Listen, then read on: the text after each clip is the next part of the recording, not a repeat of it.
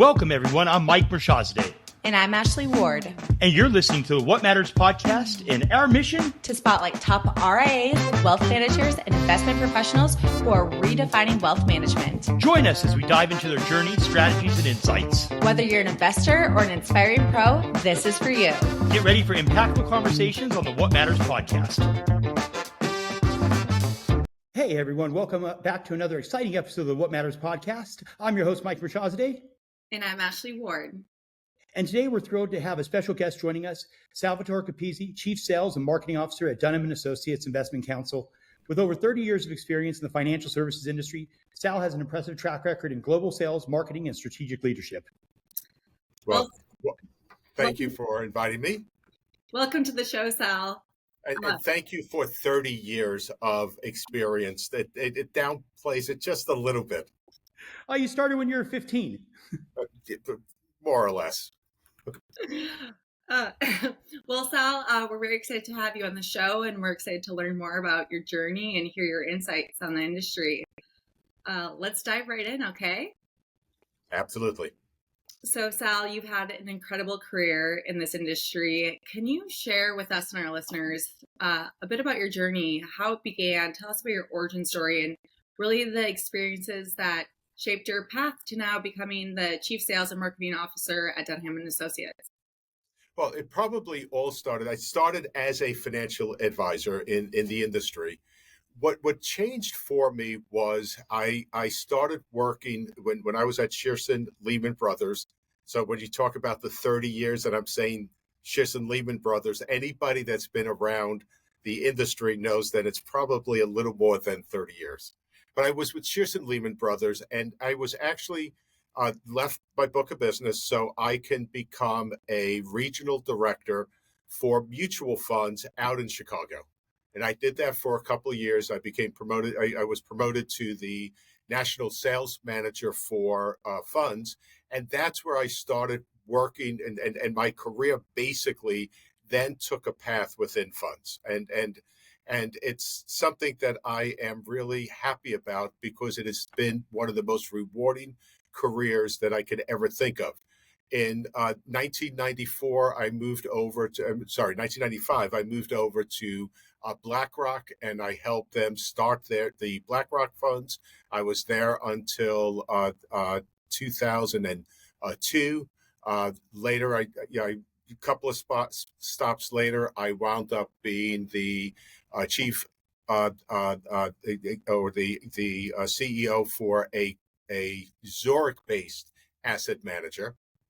And then from there, almost 17 years ago in January, I came over to BlackRock and now live in beautiful San Diego.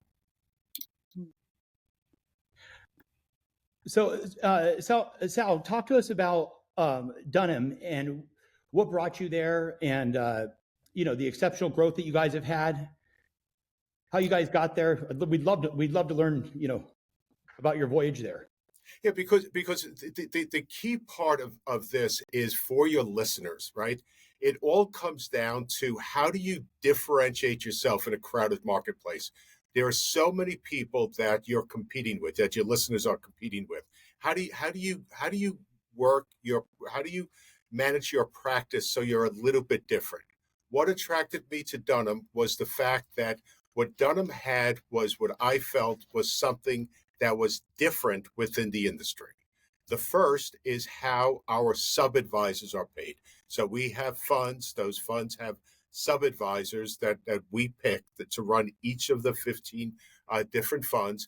And those managers get paid based on their ability to outperform their benchmark.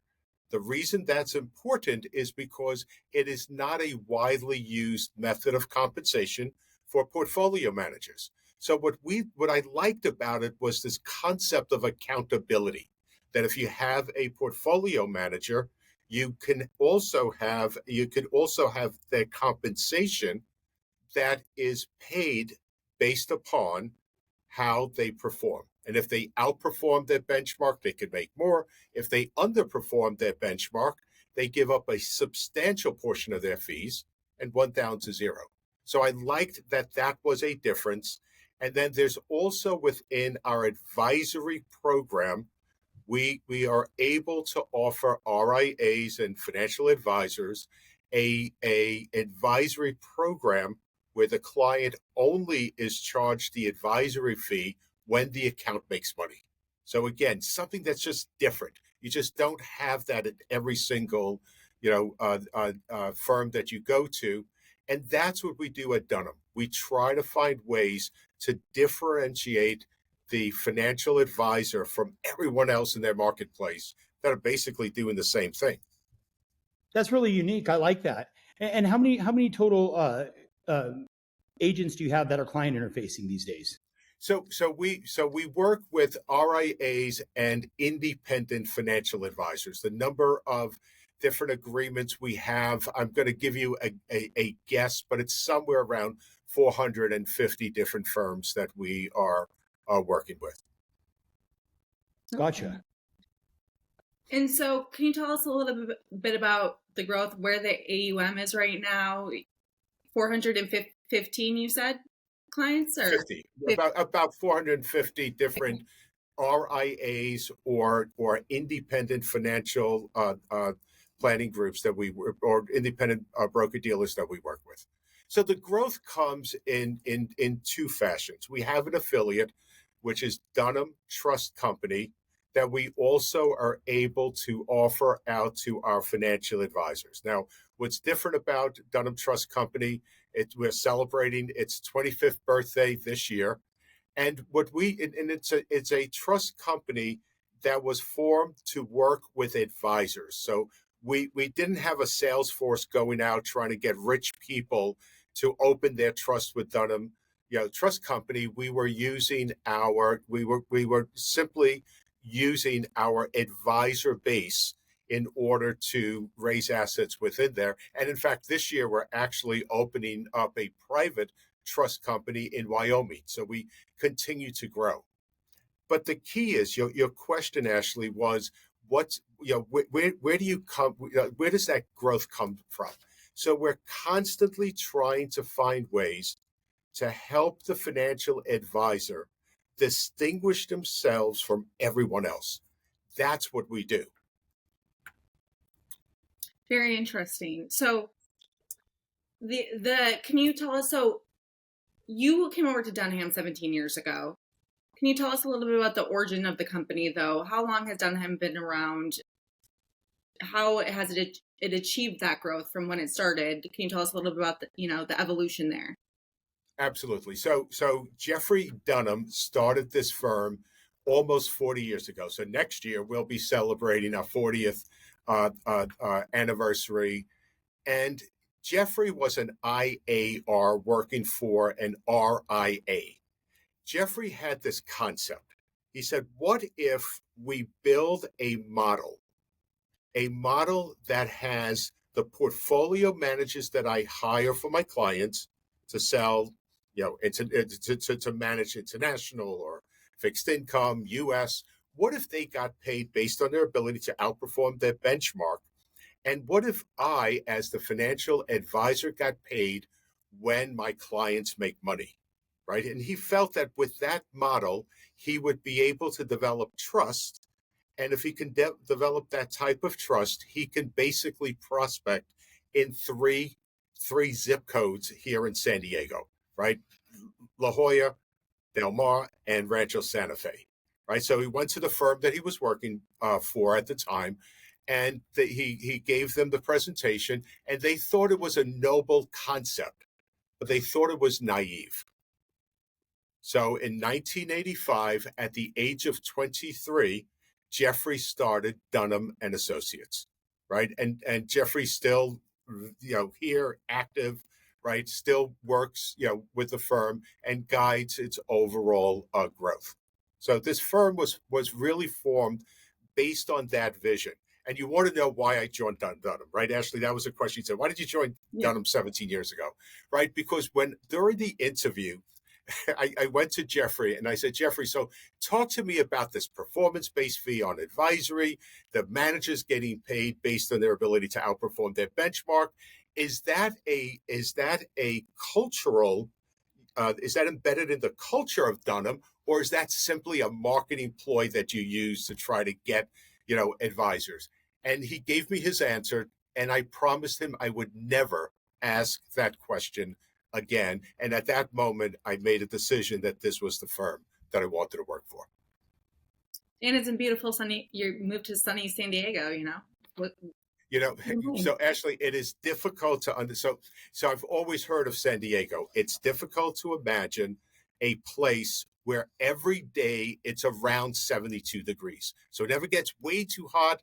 It typically doesn't get way too cold. And basically you don't listen to weather forecasts. You just assume that your weekend is going to be wonderful without any rain, and it's going to be sunny. Yeah, I used to live in Pacific Beach, so Okay. Yep. Yeah, really cool. Yes, it is.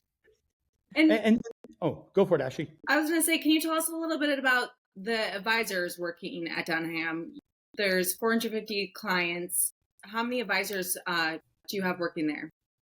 So at Dunham, we only work with independent financial advisors and with RIAs. We don't compete with them. So there's not a Dunham sales force that goes out there trying to compete with them. So we're what's known as a third-party asset manager, right? So we simply work through the intermediary, the financial advisors that are on this, listening to this podcast right now, right? And generally we are primarily in that marketplace, that RIA and independent broker-dealer marketplace. So we really don't have financial advisors that work with us.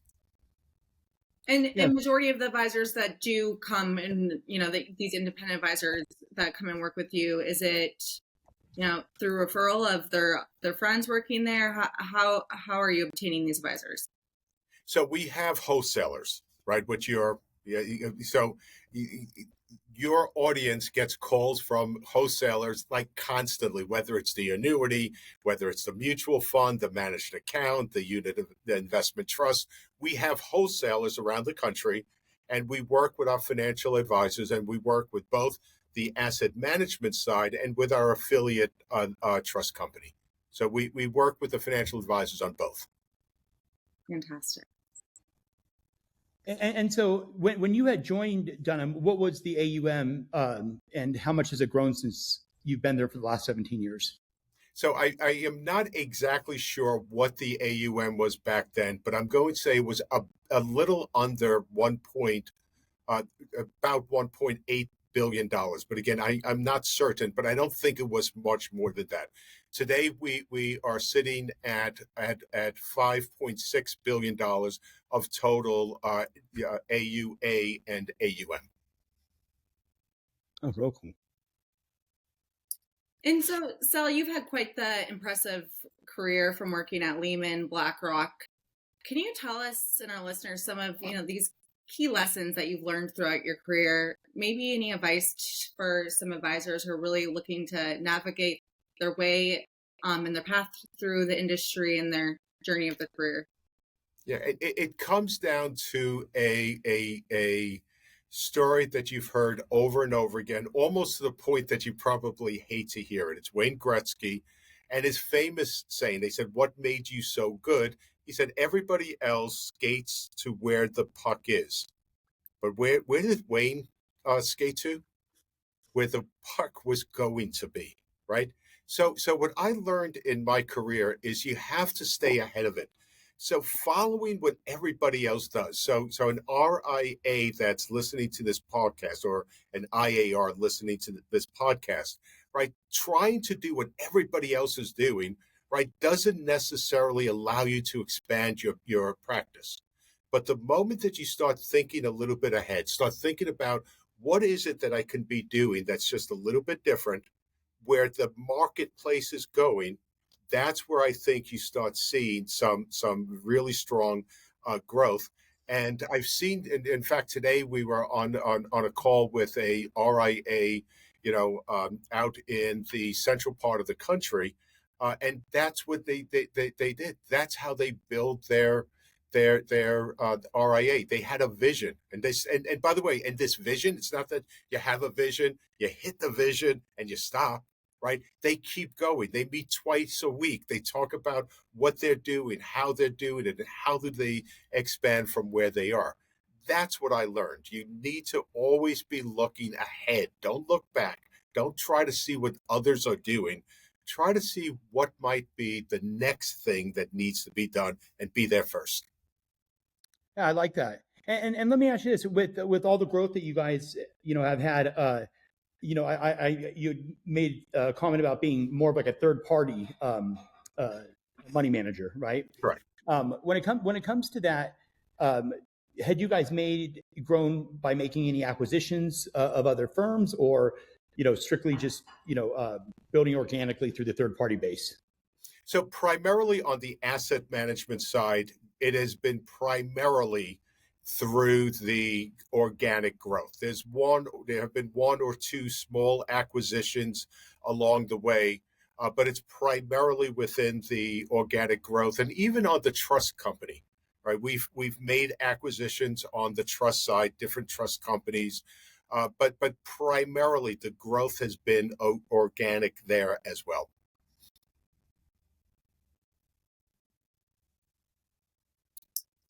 And Sal, looking ahead from your perspective, what do you see as the future of the industry? Any specific trends or strategies that you really are going to, take a force in the next era of the industry?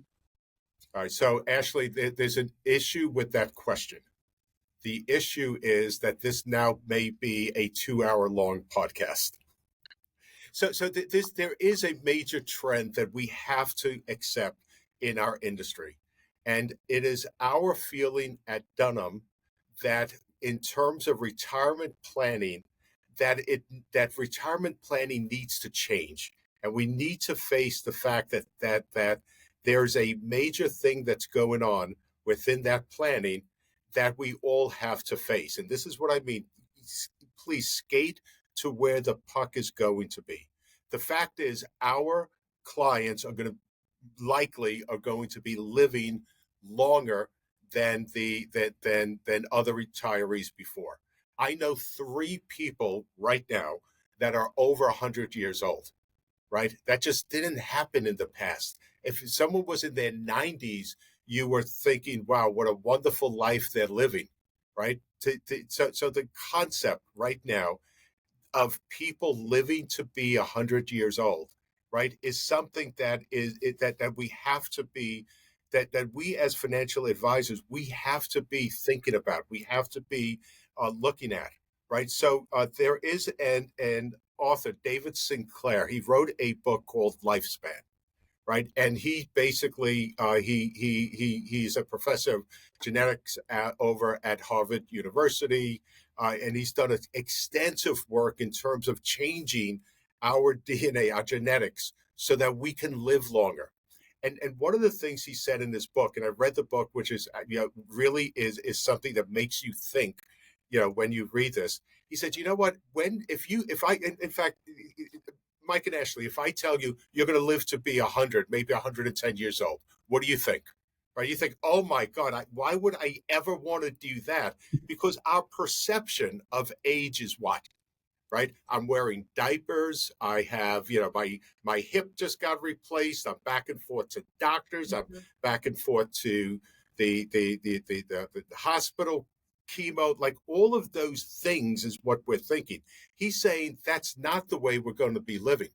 We're going to be living full lives without all of those ailments that we typically associate with being that old. So that suddenly when you're living to be 100 years old, you're enjoying yourself, right? You're enjoying life. But what does that mean? I mean, so think about that just for a second. When we're doing retirement planning, we're planning towards what age, right? Like 75, 80 maybe, right?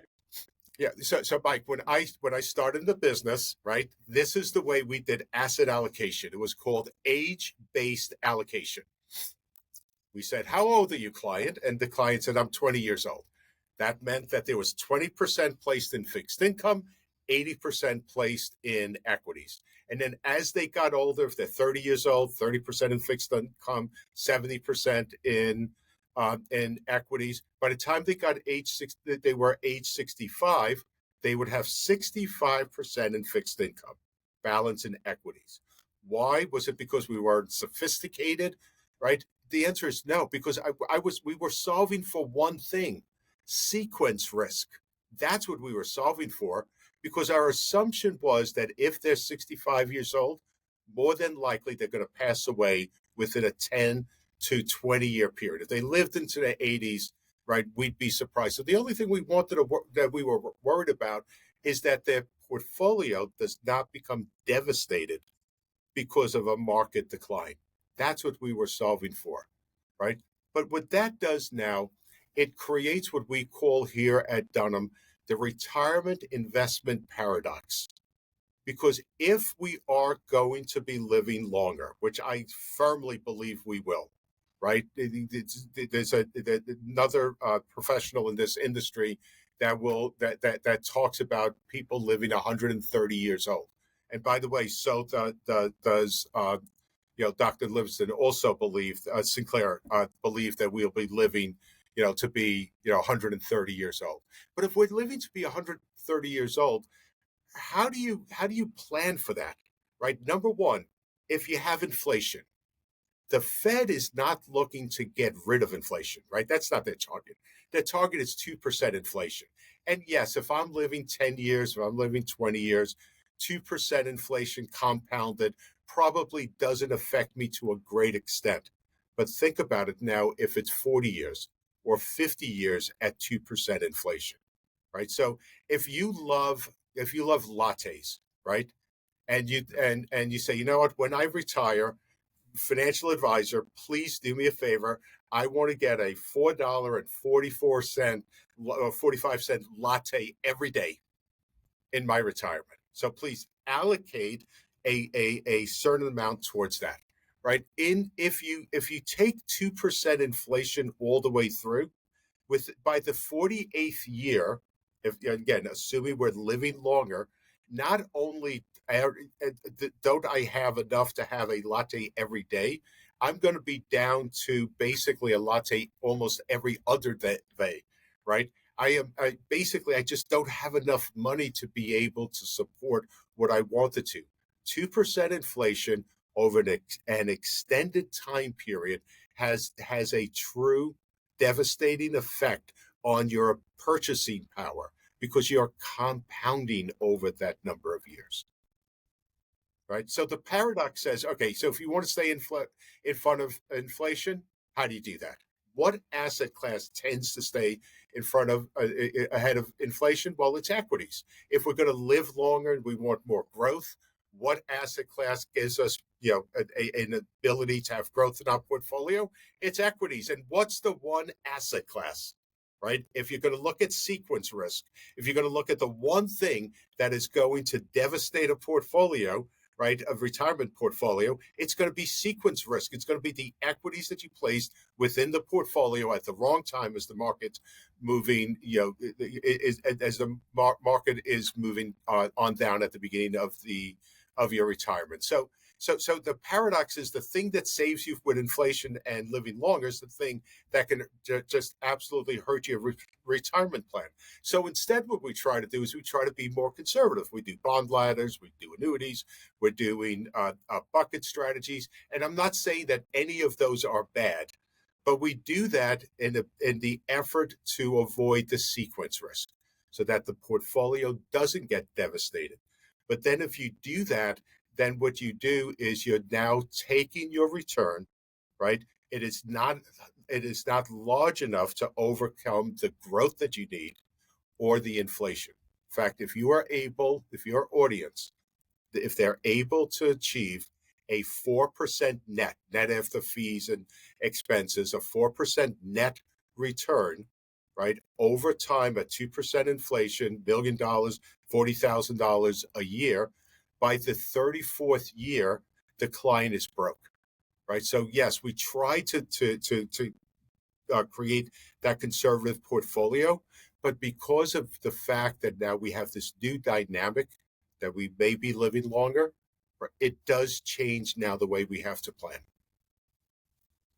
Thank you. And let me ask you, and I agree with that. There's things like CRISPR and all lots of things that are manipulating the genes and you know enabling people to live healthy into their and not even experience health problems into their in their mid 70s to early 80s that I've seen.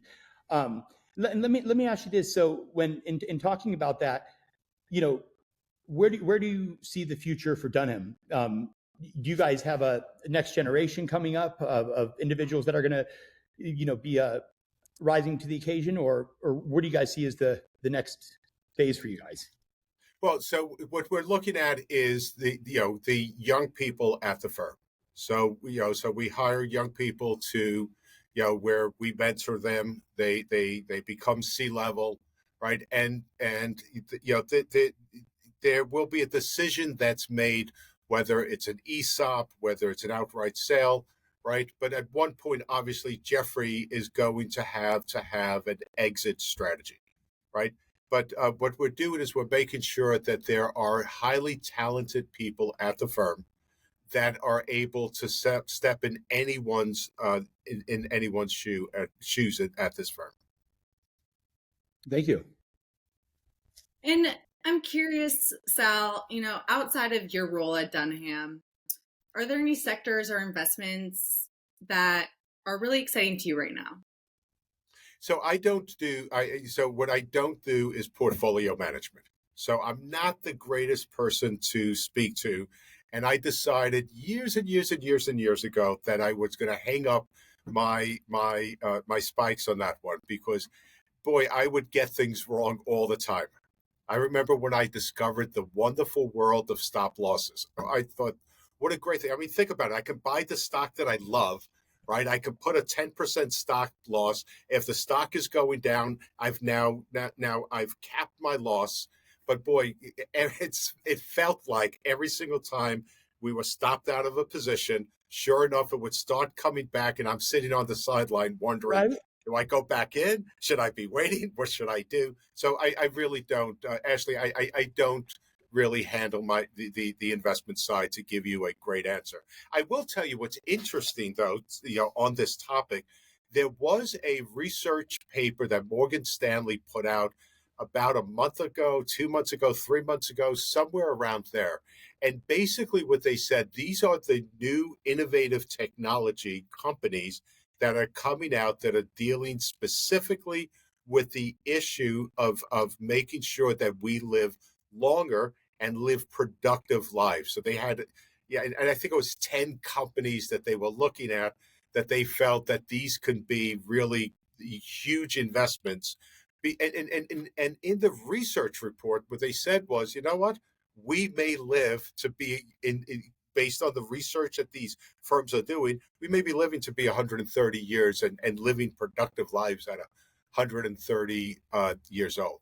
So I can't give you a specific stock, but just in the research we've been doing on this concept of us living longer and on retirement planning, I found that report to be kind of interesting. So your listeners, I'm sure, can pull that up.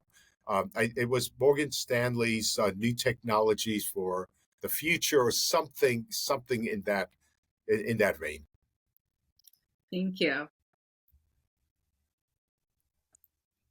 And so, Sal, what about AI? Do you see AI affecting the future of the industry at all? Okay.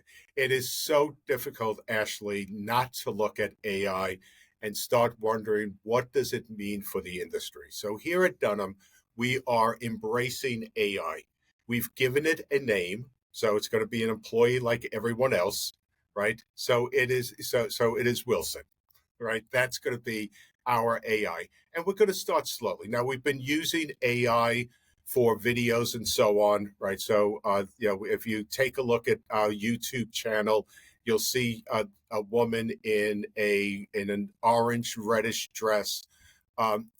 that is an avatar. That is not a real person. So we've been using that because it just makes it easier to produce videos and content for our financial advisors using that, because it's very easy to change things and to update things as the markets move, and markets are performing a little bit differently, and we just want to change the narrative slightly. So we've been using narrative, AI.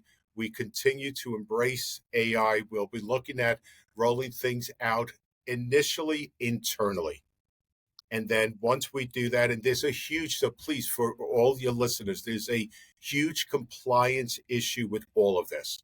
So please do not just go out there and get Claude or one of these AIs and just install it and start using it. And make sure you're working with your compliance to understand what their policies are on AI. Absolutely. And lastly, Sal, to wrap up our conversation today, what are your thoughts on the economic outlook? I mean, we have an election year, there's a lot going on. How do you see, the economy taking a turn in the short term and long term here? So from an economic standpoint, and again, so we have people smarter than me here at Dunham that handle all of those type of things, our analyst group. But you have to take a look at a couple of things currently within the overall economy. Number one, I don't believe that elections really make a significant difference, right? And then you're literally going to get a nasty email saying, "What was that guy talking about?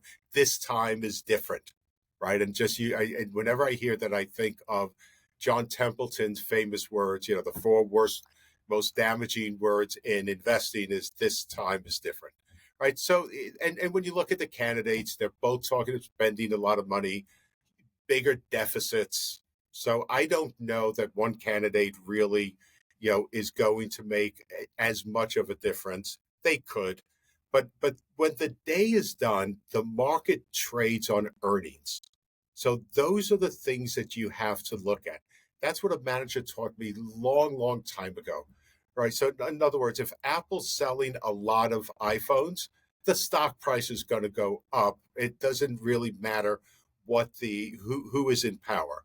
If the person in power is putting restrictions on Apple, and there are things that are going on in trade wars and so on, with tariffs, right? Yes, of course you're going to take a look at that. You have to put that in the pot, but to start trading in advance, trying to figure out how that works, right, is not something that we look forward to. At Dunham, we have an overlay strategy. We call it Dunham DC. The DC stands for Dykman's Curve. When I said that there are people smarter than me at this firm when it comes to economics and investing, Ryan Dykman is our CIO, and he is infinitely smarter than I am. But basically, what he developed was an algorithm to be able to decide when to buy and sell stocks. And you're saying, well, that's tons of those out there. This was inspired by Warren Buffett, right? What we were looking for was something that can do the opposite of what most strategies do, tactical strategies. So again, this is only an overlay over our asset allocation program. And then all it does, it takes from the equity bucket and moves it into the fixed income bucket, or from the fixed income bucket and moves it into the equity bucket. It's based on math. There's no AI. There's no 42 factors that we're considering. But what it does is, as the market goes higher, similar to the philosophy of Warren Buffett, be fearful when others are greedy, be greedy when others are fearful. We will sell. If we can get great multiples on the stocks as we're going higher, then we'll sell. And because the market typically never just goes straight up, right? It goes up, then it comes down a bit, and we talk about buying on the dip, right? Well, this does it automatically, right? You wind up having the ability to have a good rate of return, but at the top of the market, you will own less equities because you've been selling on the way up. When the market then turns, that's when we start buying.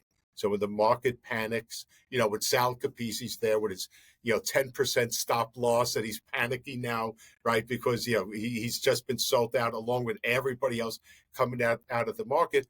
That's when we're buying. So you have less equities at the top, more equities at the bottom, and that's the opposite of what most strategies do. Most strategies will have the most equities at the top of the market, then use stop losses, derivatives, other things to come out, and they have less equities at the bottom. So that's kind of the way we handle the different things that we're looking at right now that could be, changing, because they're always out there, whether it's a war, whether it's a presidential candidate, whether it's, anything, right? It's always out there. Yes. Interesting times ahead, always, almost, it seems like. It always, Ashley, that never changes in our industry, does it? Nope, never does. Well, Sal, I think that wraps up our conversation today. Thank you so much for joining us, sharing your insights and experiences with us and our audience. It's been an absolute pleasure having you on the show. Well, pleasure being here. Thank you, Mike. Thank you, Ashley. And to all of our listeners, thanks for tuning in to another episode of the What Matters podcast. Stay tuned for more thought-provoking conversations ahead. Until next time, take care, everyone, and fill up your investment account for your retirement. There we go. Live until 130. All right. Well said. Bye-bye. Thank you, Sal. We appreciate your time today.